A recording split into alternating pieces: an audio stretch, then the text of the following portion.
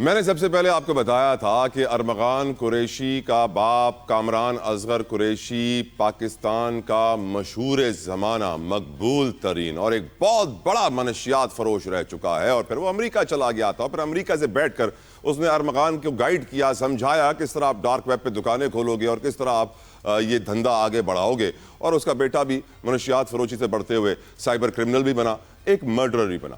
آج مصطفیٰ عامر کے والدین اس بات کا شکوہ کر رہے ہیں کہ تحقیقات بڑی سلو ہو گئی ہیں، بڑی رفتار ختم ہو گئی ہے انویسٹیگیشن کی۔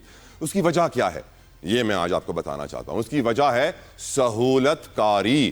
ان منشیات فروشوں کا نیٹ ورک میں یقیناً کوئی نہ کوئی ہوتا ہے جو ان کو سپورٹ کرتا ہے، جو ان کو پولیس سے بچاتا ہے، اے این ایف سے بچاتا ہے، ایکسائز سے بچاتا ہے۔ کامران اصغر قریشی جو میرے آنکھوں کے سامنے اے این ایف سے گرفتار ہو چکا، پولیس سے گرفتار ہو چکا، ایکسائز سے گرفتار ہو چکا، اور آج تک اس کا کوئی کرمنل ریکارڈ ہی سامنے نہیں آ رہا ہے۔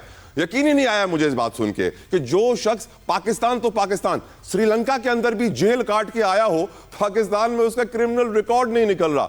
کیا وجہ ہے؟ سہولت کاری۔ یہ شخص جب امریکہ جا رہا تھا، کیونکہ یہ تقریباً 2012-13 کے قریب امریکہ شفٹ ہو گیا، 10 سالوں کے قریب کا وقت اس نے وہاں گزارا ہے، تو امریکہ جانے سے پہلے کریکٹر سرٹیفکیٹ جمع کروانا ہوتا ہے، کیونکہ آج یو ایس اے نے اس کو پاسپورٹ بھی دے دیا ہے، اپنے آپ کو یہ امریکی سمجھتا ہے، اور یہ جب امریکہ جا رہا تھا تو اس کو ایمبیسی میں جمع کرانے کے لیے کریکٹر سرٹیفکیٹ چاہیے تھا، اور کریکٹر سرٹیفکیٹ تب نکلتا کہ جب کرمنل ریکارڈ غائب ہوتا۔ کرمنل ریکارڈ کس نے غائب کیا؟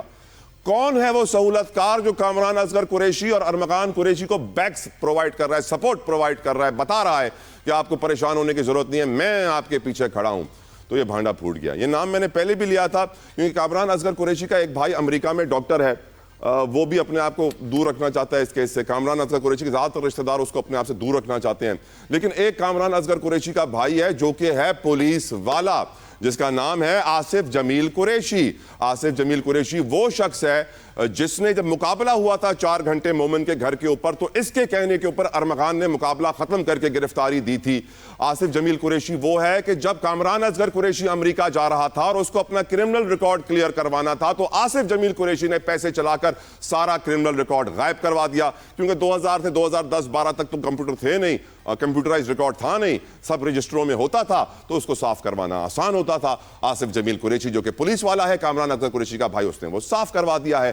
اب آصف جمیل قریشی کی ایک آڈیو لیک بھی سامنے آ گئی ہے، اور اس آڈیو لیک نے سارا بھانڈا پھوڑ دیا ہے۔ یہاں تک میں آپ کو بتانا چاہوں گا کہ اندر کی خبر یہ ہے کہ کامران اصغر قریشی کے اپنے گھر والے کامران اصغر کامی بونر کو یہ کہہ رہے ہیں کہ کامی بونز پلیز آپ میڈیا پہ آنا چھوڑ دو، آپ جتنا آگے میڈیا پہ باتیں کر رہے ہو اس کی وجہ سے ہی آپ کے بیٹے کا کیس خراب ہو رہا ہے۔ اس کے گھر والے تو چاہ رہے ہیں کہ اس کو انجیکشن لگا کے کڈنیپ کر کے کسی کمرے میں بند کر دے تاکہ وہ کہیں نظر نہ آئے۔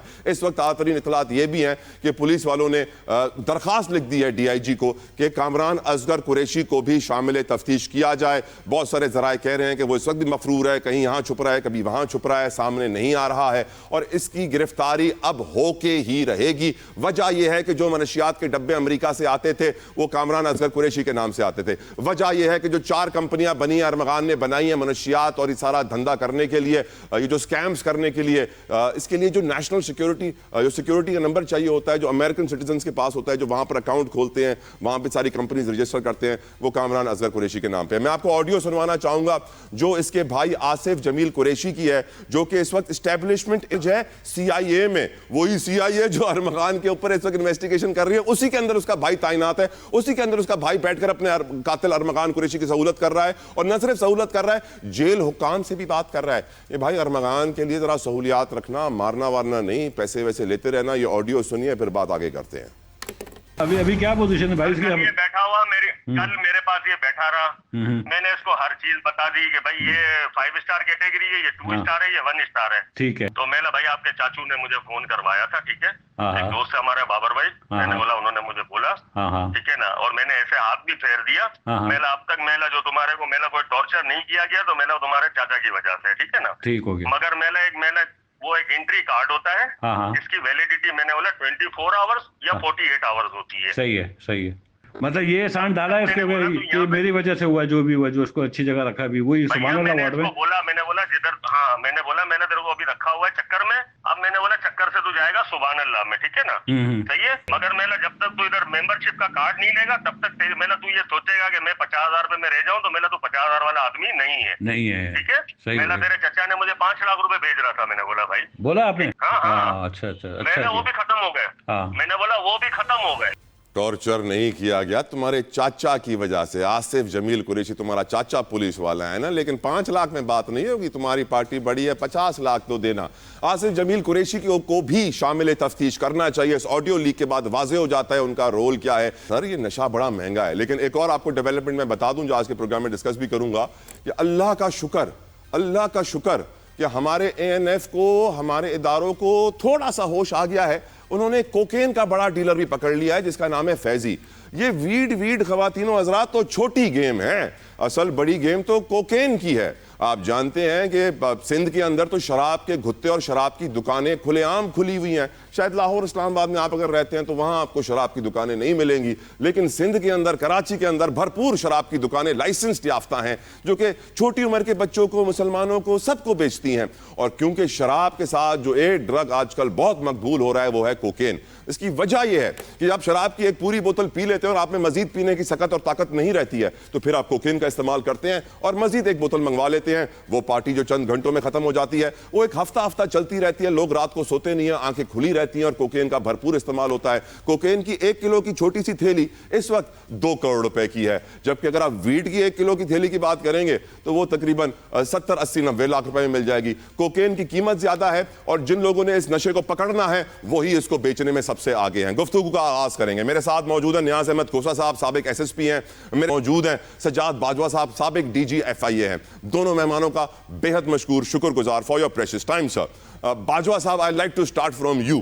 باجوہ صاحب, FIA نے ایک گاڑی اٹھائی ارمغان کی, آڈی ایٹرون, دوسری جو فورڈ ریپٹر کھڑی تھی 7-8 کروڑ روپے کی, اس کو چھوڑ گئے. FIA بھی کیا آپ کی نظر میں سہولت کار ہے جس طریقے سے کامران اصغر قریشی ڈرگ ڈیلر کا بھائی پولیس والا آصف جمیل قریشی سہولت کار ہے؟ کیا آپ سمجھتے ہیں کہ FIA بھی ملوث ہے اس پورے دھندے میں؟ باجوہ صاحب. Thank you very much. دیکھیں اس کیس نے ایک جو ہمارا چہرہ ہے نا, FIA ہو, پولیس ہو, جو ہمارے اداروں کا, وہ ننگا کر دیا. ایکچولی آپ دیکھیں تو جو بھی محکمہ بنایا جاتا ہے وہ اس لیے بنایا جاتا ہے کہ وہ لوگوں کی پروٹیکشن کرے, لوگوں کے رائٹس کا دفاع کرے. وہ ملزمان کے رائٹس کا دفاع کرنے کے لیے یا ملزمان کی سرپرستی کے لیے نہیں بنایا جاتا. آپ دیکھیں کہ یہ پکڑا گیا, FIA نے پکڑا, سائبر کرائم نے پکڑا, اس کو پولیس نے پکڑا, اس کے باپ کا ان کی جو ہسٹری ہے وہ آپ کے سامنے آپ اب لا رہے ہیں. تو اس سارے کے باوجود جو تفتیش میں چیزیں سامنے آ رہی ہیں, اس کا مطلب تو ایسے لگتا ہے کہ جیسے FIA اور پولیس اس کی سرپرستی کر رہے تھے سائبر کرائم والے. اور ابھی جب یہ تفتیش چل رہی ہے تو اگر سرپرستی جو کر رہے ہوں گے وہ اس کو کریکٹ سمت میں لے کے کیسے جائیں گے؟